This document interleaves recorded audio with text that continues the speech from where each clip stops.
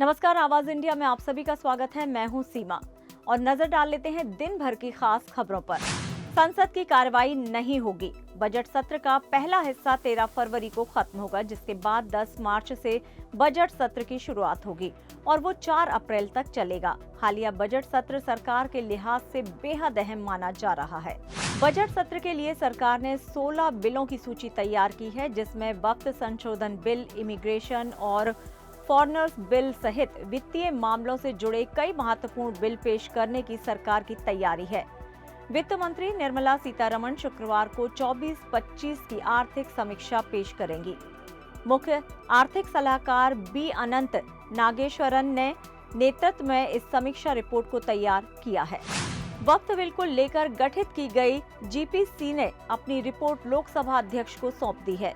इस बजट सत्र में वक्फ बिल एक बार फिर से पेश किया जाएगा, जिसके बाद से ये बजट सत्र बेहद हंगामेदार रहने की संभावना है। दिल्ली के चुनाव के मद्देनजर विपक्षी दल लोकसभा और राज्यसभा में इसको लेकर हंगामा करने की तैयारी में है। देश का बजट 1 फरवरी को पेश होने जा रहा है। बजट के साथ कई अहम बदलाव भी होने जा रहे हैं। इसका सीधा असर आपकी जेब पर पड़ सकता है। खास तौर पर वित्तीय मामलों से जुड़े ये बदलाव आम आदमी के खर्चों में बदलाव लाएंगे।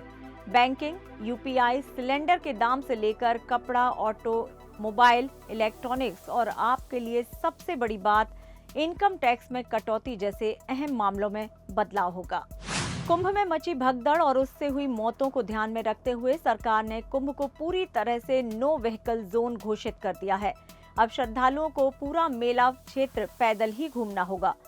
महाकुंभ मेले क्षेत्र में फिर से एक बार लगी आग। ये आग चमनगंज झूसी के पास जूना अखाड़ा के शिविर में लगी थी।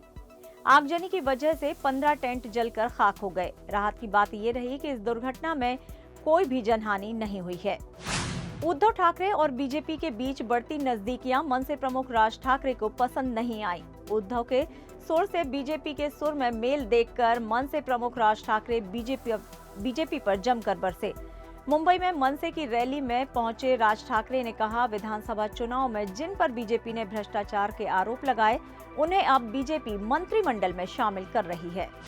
महाराष्ट्र के पूर्व मुख्यमंत्री और वर्तमान में उप मुख्यमंत्री एकनाथ शिंदे का 9 फरवरी को जन्मदिन है। ऑटो रिक्शा ड्राइवर से प्रांत की सबसे बड़ी कुर्सी पर विराजमान शिंदे के जन्मदिन को शिवसेना कॉमन मैन डे के रूप में मनाने जा रही है, जिसको लेकर शिंदे की शिवसेना जोरों की तैयारी में जुट गई है।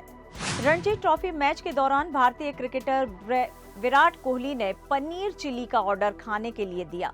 विराट कोहली ने नई दिल्ली के अरुण जेटली स्टेडियम में दिल्ली और रेलवे के बीच रणजी ट्रॉफी मैच के पहले दिन लंच में चिली पनीर की मांग की। इससे पहले जब भारतीय बल्लेबाज नॉनवेज हुआ करते थे, तब चिली चिकन कोहली की पसंदीदा डिश हुआ करती थी।